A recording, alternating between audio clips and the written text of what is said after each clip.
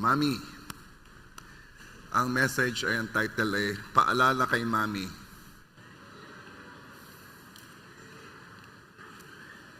Unang paalala, Mami, ang tawag niyo, Inay, Mama, ano pa?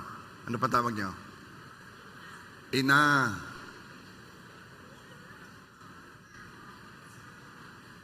O siya, sige. Nakikita ka ni God. Hindi po naging maganda ang pakikitungo ni Sarai sa kanyang aliping si Hagar. So lumaya si Hagar. Ito istorya Gusto magkaanak ni Sarah, hindi siya magkaanak. Though may pangako ang Diyos na sa kanila magbubuhat ang malaking bansa o many nation will come from them.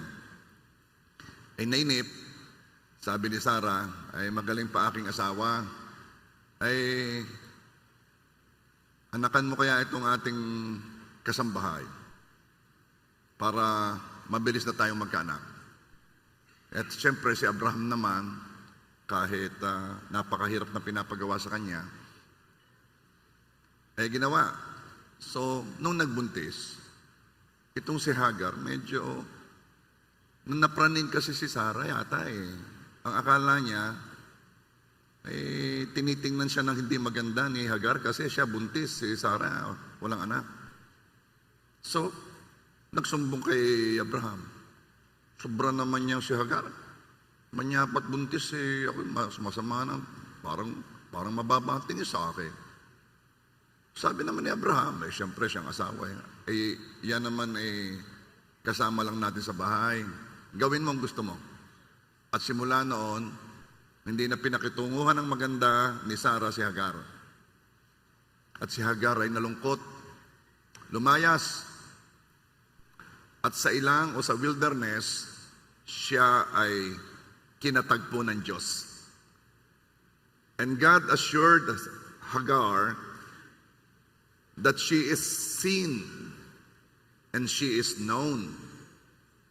Sinabi ng Diyos na bumalik siya kina Sarah at pinangakuan na magkakaroon ng maraming anak.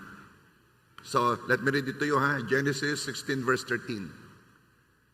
So Hagar gave this name to the Lord who had spoken to her. You are the God who sees me. For she said, Here I have seen the one who sees me. Alam nyo, tulad ni Hagar, maraming inay, napakaraming ginagawa na hindi na napapansin. Maraming ina feel isolated in their role. Para bagang normal lang yon. Pagkagising sa umaga, nag-aasikaso na ng pagkain ng mga anak o ng pamilya. Nag-aasikaso na ng mga isusuot ng pamilya at gabi nang natutulog, trying her best na mapanatiling maayos ang bahay. Pero dahil ito ay common, hindi na natin ito nakikita, hindi na natin ito na-appreciate. Ngayon po ay araw ninyo, mga ina. Ibigay po ninyo ang labahin sa inyong asawa.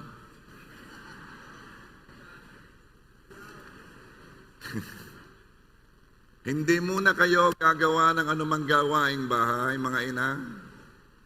Exempted kayo sa araw na ito. At kayong mga ama ang mamroblema. Kasi masyado na natin kasing taken for granted na kailangan maranasan natin para malaman natin kung kano kahirap ang ginagawa ng ina. At nais nating mapaalalahanan ang mga mami na nag-aalaga ng mga toddlers. Ilang taon kang toddlers? 4 years old and below. Yan po ang pag-aalagang matindi. O nag-aalaga o tumitingin sa mga teenagers, yan po ang pag-aalagang mas matindi. Amen daw, sabi ni Pastor Eric. o nananalangin para sa kanilang mga adult children. Yun ang pinakamatindi. Ayun, may nag-amen din. Pero mga mami, mama, inay, nakikita kayo ng Diyos. The God who looks at you with compassion. Kung hindi man kayo napapansin ng iba, kita kayo ng Diyos. Alam nyo kasi, mas pinupuri ng mga tao ang tagumpay na nakikita. Mas pinupuri ng ating society kapag ka ikaw nagiging successful sa business, ikaw ay nanalo sa kung ano man, ikaw ay nag-a-achieve. Yung bang mga success na kitang-kita. At mas pinupuri yan. Ang pagtatrabaho ng ina hindi nakikita. Kaya wala masyadong pumupuri sa mga ina. Mamis, mama, kung sa palagay mo ay walang nakakapansin sa iyo, walang nag-a-appreciate sa mga ginagawa mo, sa mga sakripisyo mo, kung ang iyong ramdam ay parang tauhan ka na lang sa bahay, nagkakamali ka. Kita ka ng Diyos. Ang bawat kilos mo ng pag-ibig, ang bawat paglilingkod mo, ang bawat pagtitiis mo, ang bawat pagpapalampas mo kapag ka si anak umo-over. Yung mga anak minsan sumusobra talaga Minsan kulang sa garute. Hindi yata alam sa online ng garute. Yung po ay binibiti ng patiwarek. Lalo ka mumalma. Mga ama naman, kapag nakita ninyo ang inyong anak ay sumasagot ng paiwarang, ako talaga naman napakalalalim na Tagalog ko, sumasagot ng pabalagbag, mas lumalim. Pag ang iyong anak masyadong sinasalungat naman ng iyong asawa, ay ikaw na may tumayo at sawayin mo. Isa pa anak, gawin mo yan. Makakakita ka ng sabong bumubula sa bibig.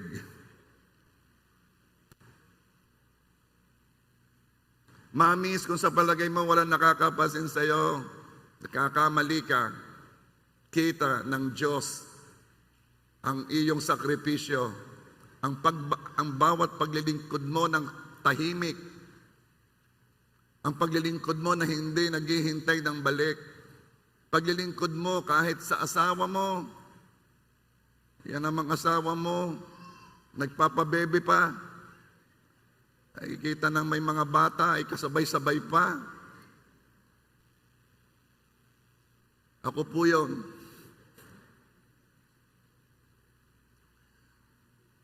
Kita ni God ang paggising mo sa gabi.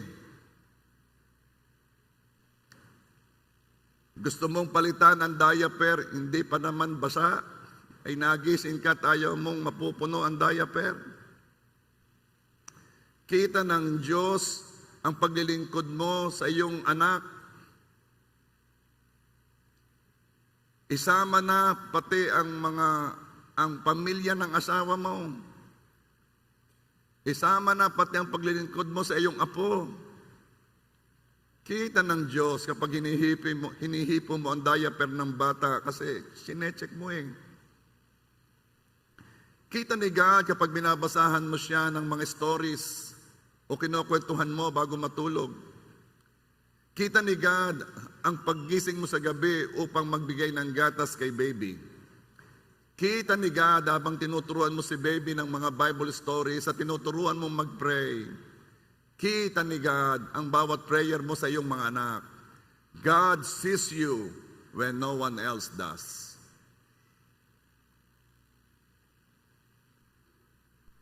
Yung isa gusto nang yapusin ng kanyang inay. Inay, sorry, di ko kita.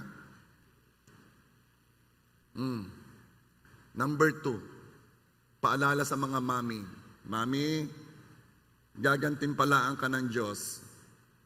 Sabi ng Matthew 6 verse 4, then your Father who sees what is done in secret will reward you. Marami sa ginagawa ni mami na kabutihan ay walang nakakakita. Pinili ni maming maging patient sa anak. Kapag ka naiinis na si tatay at gusto nang ilabas ang belt,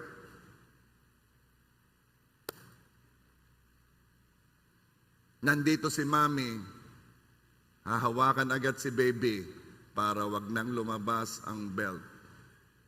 Dahil hawak mo na ang belt.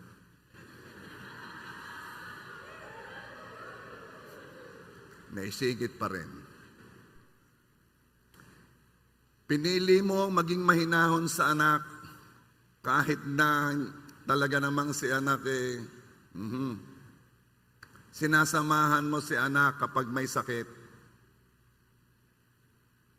Malimit ay si mami pang nag-aakay sa mga anak na makilala at mapalapit sa Diyos. Gayong dapat ay si daddy. Role yan ni daddy. Ang leadership sa spirituality ng pamilya. Pero hindi Ginibap ni daddy ang role na yan. Wala, si daddy akala niya pinakamahalagang kanyang role. Kita ang kanyang success. Si mami ang nag-aakay sa kanyang mga anak para makilala si Jesus. Kaya gagantimpalaan ka ng Diyos, mami.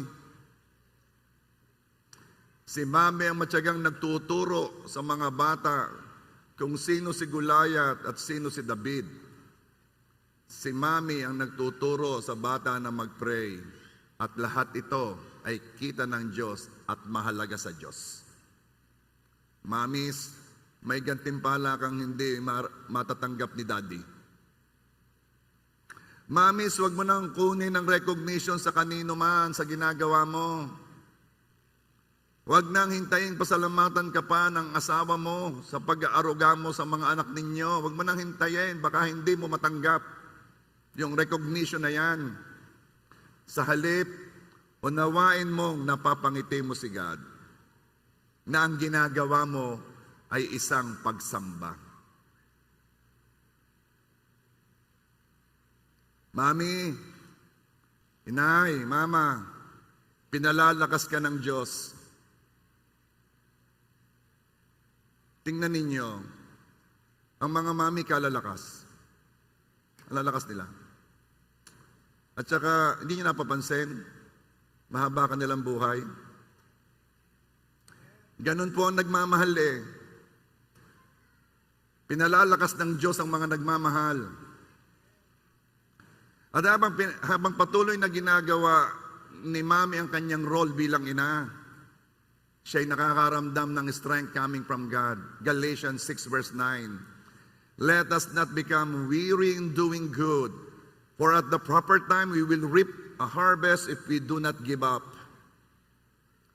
Ang pagod ng mga mami ay totoo, it's real. Talagang nangyayari. Kapag ang inyong ina nakita ninyong umupo ng kaunti, pagod na yan. Pero habang yan ay nakaupo at may nakita yang basahan, tuloy ang pagpupuna, sayang ang panahon. Pag yan ay nag-CR, akala mo yung nagsi-CR, ang tagal sa CR, yung pala yung naglilinis na ng tiles. Diniretso na. At minsan, baka nababurnout na. Lalo na sa mahabang panahon ng pagiging ina. At ang ibang mami, minsan, nayayamot na minsan. At ang kanilang yamot, minsan ay naiibuhos nila sa anak. At pagkatapos sila'y magsisisi, nagigilty. Anak, sorry ha. Hindi na malaman ni mami ang kanyang raramdamin, pagod. Pero mahal na mahal naman ang anak. At pagkatapos niyang magawa ang lahat, ang feeling niya, kulang pa, hindi niya naibigay lahat. Kulang pa. Bisay nagigilty siya kasi hindi ko naibigay ang pag-alaala sa anak kong ito. Baka naramdaman ng anak kong ito, mas mahal rin aking anak. Ang dami niyang iniisip na kanyang pagkukulang. Gayong ginawa na niyang lahat. At itong mabigat, paghahanapan pa siya ng kanyang asawa. Abay, asawa ko, mag-ayos-ayos ka naman. Ano kaya? Ikaw kaya ang gumawa ng ginagawa ng mami? Magluluto ka sa umaga, yung kaning natira kahapon, yung bahaw, isasangag mo. Ha? Pagkatapos gagawan mo ng paraan kasi ang binigay mo naman budget, para kaunti namang, ay gagawa ng maming paramihin yon.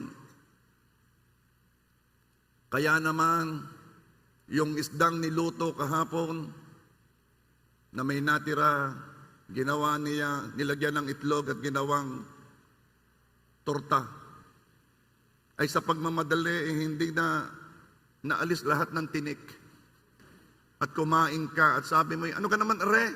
May tinik pa kakain na lamang kakain na lamang siya pa. Wala dito noon. Yun ay taga-ibang lugar. Wala dito sa JA1 Rosario at wala sa outline. Kasi lahat ng mga anak dito ay perpekto. Hindi mo alam kung paano kumakain ng iyong inang hinihintay na kayo'y makatapos. Yung kanyang pang-ulam ay kanyang ipapalamang kasi ikaw ay ganadong-ganado pa. At ibibigay niya at ang kakainin niya yung matitira sa iyong pinggan at ang sasabihin ng iyong inay ay sayang. Hindi sayang, yun na lang. Tapos paghahanap pa ng asawa. Kayang naman, hindi na maayos na rin aming hindi na yun ang asawa.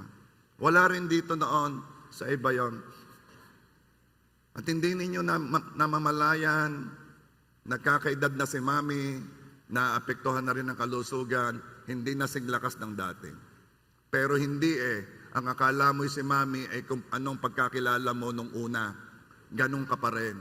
Mami, aking medyas, inayasan yan. Ganun pa rin. Now, mga mami, I am talking to you, gusto kitang palalahanan. Huwag kang titigil sa pagiging ina sapagkat may magaganap na ani. Sa ngayon, di mo pa nakikita, pero darating ang panahon. Ikaw ay aani. Ano po ang ani? You will be amazed. Ang ani na gustong makita ng ina ay makitang ang kanyang mga anak ay masasaya. Ang kanyang mga anak ay maayos ang kalagayan. Yan ang aning gusto nang makita ng ina. Akala mo ba, sasabihin ko? Sige, palakpakan mo muna si Lord. Akala mo ba, sasabihin ko, gusto ng ina na siya i-travel mo, pagdating ng araw, ipasyal mo? Ay noong kaya mo na, ay may edad na ang iyong ina, nung dinala mo sa abroad, ay nalungkot lamang dahil hindi sanay, wala nang makausap sa abroad. Isinama mo, iyon namang ikinulong sa bahay at baka maligaw pagka lumabas. At sasabihin mo, mami, talagang gusto ko ikaw dalhin sa abroad. Ay hindi na naman gusto sa abroad. Late na ineng, late na. Bakit? Kapag ka ang mga magulang ay medyo nagkaedad na, ayaw na niyang maglalayo sa nakasanayan. Tapos ipipilit mo, gusto ko maranasan ninyo ang naranasan ko. Hindi na siya masaya. Masaya siyang nakikitang ikaw ay successful, nakikitang ikay maayos ang buhay, nakikitang ikay masagana. Yon ang ani ng ina. Very unselfish. Napaka-unselfish ng ina.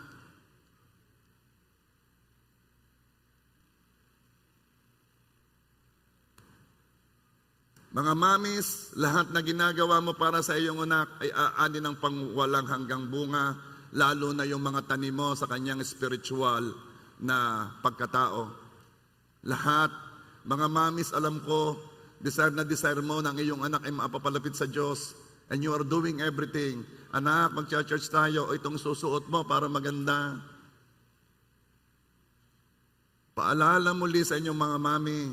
Number 4, hindi malilimutan ni God ang pag-ibig mo.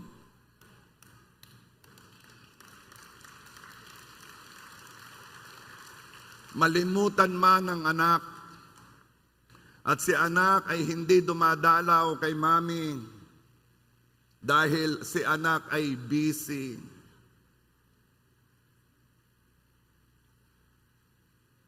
Nalimutan man ni anak, hindi naman kalayuan ang bahay. Bakit baga ito'y ayaw dumalaw?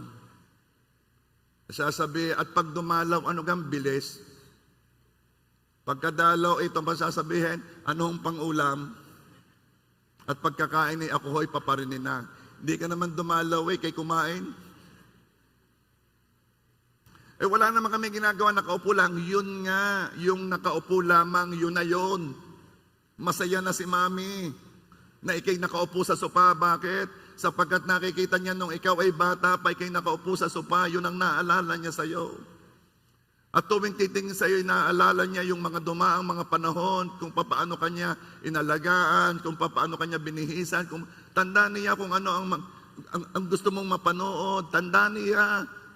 Ang dami niyang natatandaan, hindi mo natatandaan. At kapag nakita kanya doon, bumabalik yung mga memories na yon na nagpapaligaya sa kanya. Mga anak, hindi mo lang alam kung paano mo napapaligaya ang iyong mami. Hindi mo alam.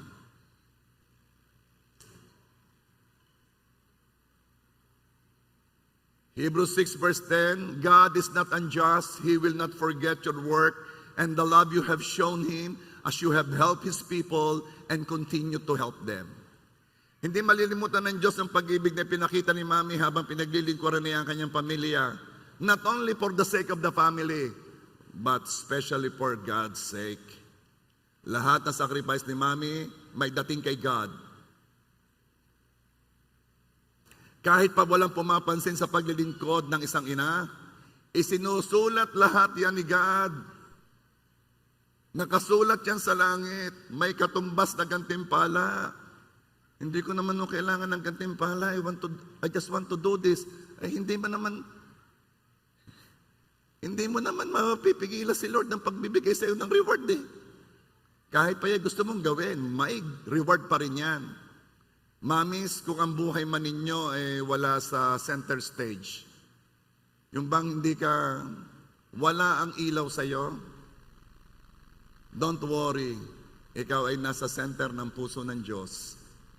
Kita ka niya, kita niya ang pagod mo, kita niya kapag ikay naguguluhan na sa ingay ng mga bata, hindi naman kalakihan ng bahay, kaya ikaw ay pupunta sa iyong CR, isasara mo ang iyong kwarto para lang magkaroon ng 5 minutong kapayapaan.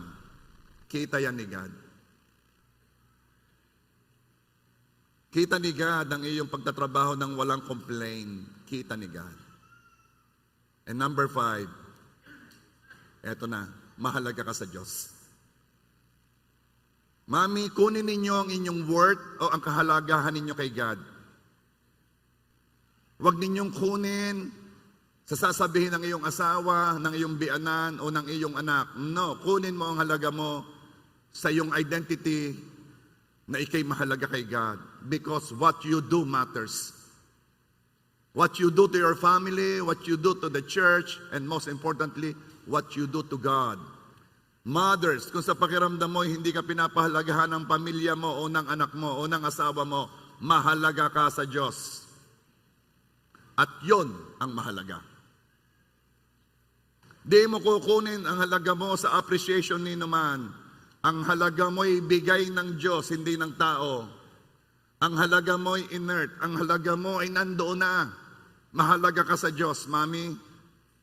Kahit pa sa ramdam mo ay hindi pinapahalagahan ng mga tao sa palibot mo ang iyong pagiging ina, ang iyong mga sakripisyo, ang Diyos mismo ang nagpapahalaga sa iyo.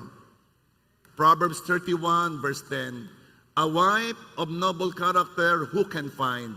She is worth far more than rubies. Ang halaga mo ay hindi base sa itsura mo.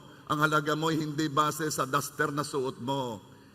Ang halaga mo ay hindi dahil di mo na kayang mag-makeup sa bahay. No, it doesn't mean hindi ka na makapag-ayos ay nababawasan ang halaga mo.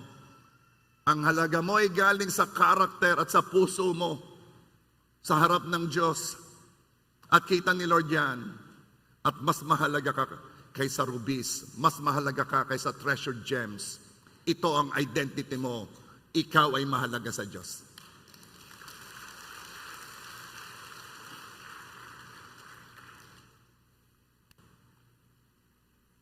Mothers, please stand up.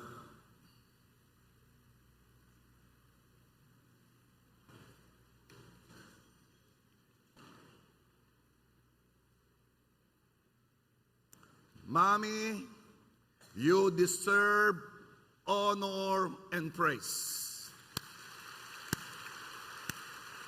Mami, huwag kayong papalakpak. Kami ang papalakpak para sa inyo. Manatili lang kayo nakatayo.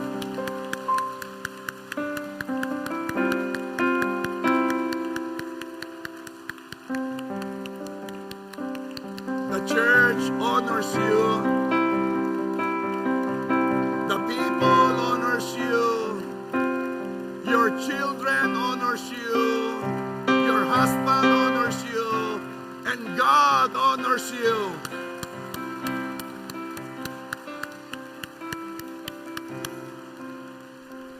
Proverbs 31, verses 28 to 29. Her children arise and call her blessed. Her husband also and praises her. Many women do noble things, but you surpass them all. Ang sabi dito, ang mga anak ay lalapit at tatawagin ang kanilang ina na bless. Ay ano pang hinihintay nyo mga anak?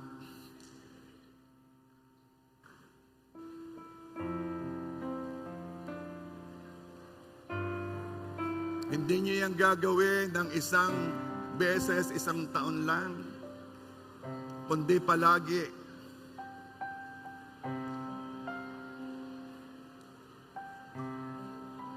At kung ang asawa'y nandito, lapitan mo ang ina ng iyong mga anak at sabihin mo, "My wife, you are blessed."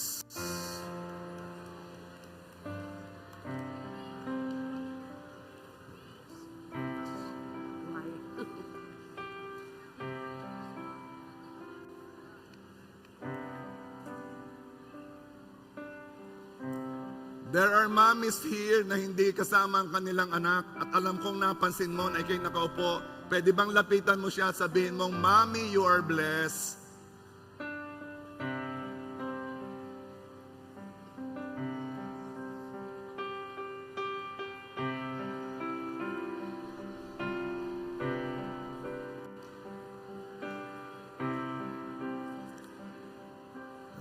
Mga mami, manatili kayong nakatayo.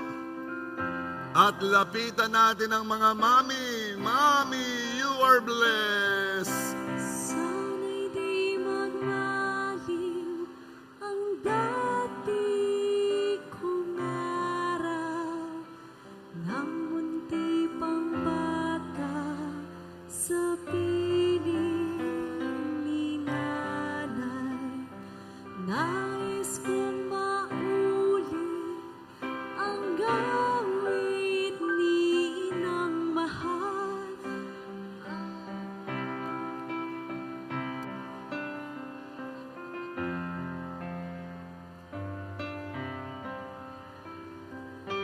Sana'y di nagmahil ang dati kong araw nang munti pang bata sa piling ni nanay. Nais kong mauli ang gawit ni inang mahal. Awit ng pag-ibig habang ako'y nasa duyan. Mamis, punta kayo sa stage. Kunin ninyo ang center stage. You deserve this honor. Punta kayo dito.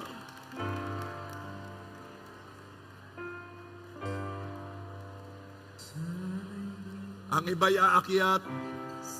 Mamis, kaya kayo ng stage. The truth that you made me see. Ang iba nasa likod. Come here, please. Story brought to my life through all the wrong that you made right, for every dream you made come true, for all the love I found in you. I'll be forever thankful, baby. You're the one who held me up, never let You're the one who saw me through it all. You were my strength when I was weak. You were my voice when I couldn't speak. You were my eyes when I couldn't see. You saw the best there was in me. Lifted me up when I couldn't reach. You gave me faith 'cause you believe. I'm everything I am because you love me.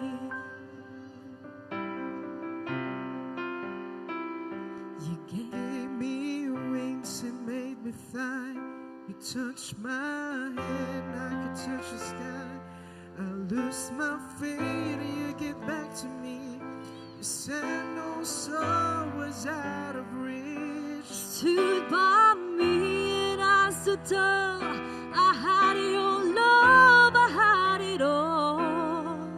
I'm grateful for each day you gave me. Maybe I don't know that much, but I know this much is true. I was blessed because it was love of you. You were my strength when I was weak. You were my voice when I couldn't speak. You were my eyes when I couldn't see. You saw the best there was in me. Lifted me up and I couldn't reach. You gave me faith 'cause you believe. I'm everything I am because you love me. You were my strength when I was weak.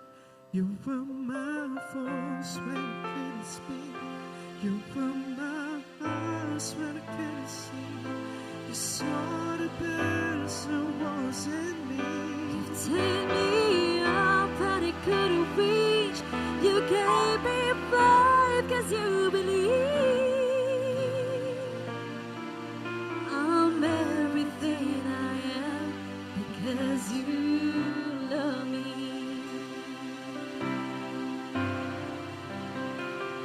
For all those times you stood by me, for all the truth that you made me see, for all the joy you brought to my life, for all the wrong that you made right.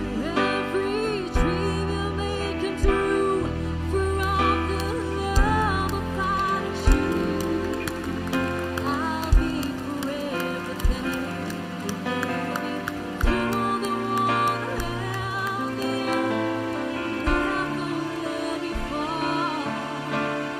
You're the one who saw me through it all. You were my strength when I was weak. You were my voice when I couldn't speak.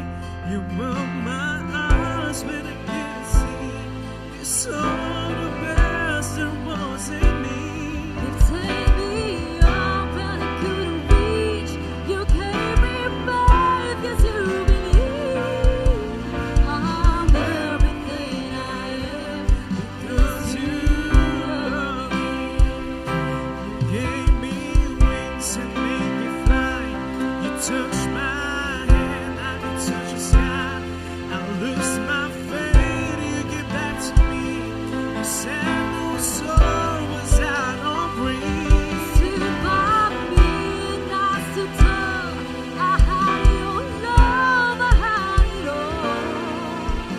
I'm grateful for each day you gave me. Maybe I don't know too much, but I know this much is true.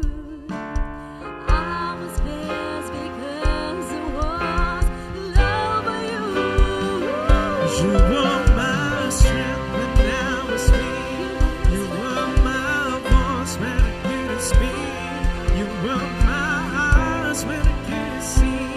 You saw the best there was in me.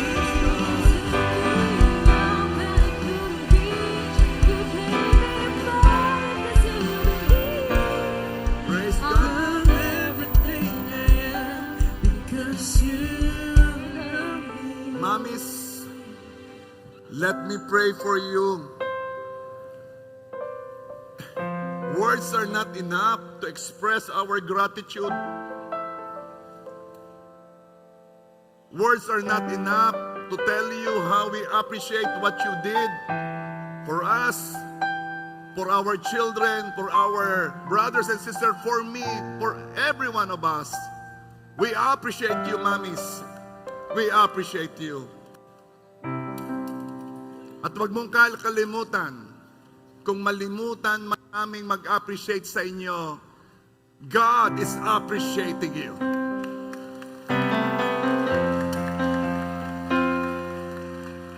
Father God, we lift up to you the mommies in this church, even those in the online. Father God, I pray, give them divine strength so that they will see their children grow. They will see their children succeed. They will see the children of their children. And they will be happy because it is the reward that they want. Father God, I pray, long satisfied life. At yun pong Panginoong pagkukulang namin bilang mga anak o bilang asawa. Lord, we pray, teach us na maipadama sa mga mami ang kanilang worth, ang kanilang halaga. Lord, I declare blessings sa mga mommies today. Thank you for their lives. And this we pray in Jesus' name. Amen.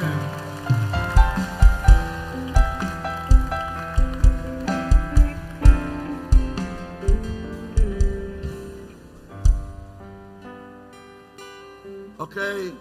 Thank you, mommies. You may sit. Thank you. Thank you. You were my strength God bless you. when I was weak. God bless everyone. God You bless. were my voice when I couldn't speak. God bless. You were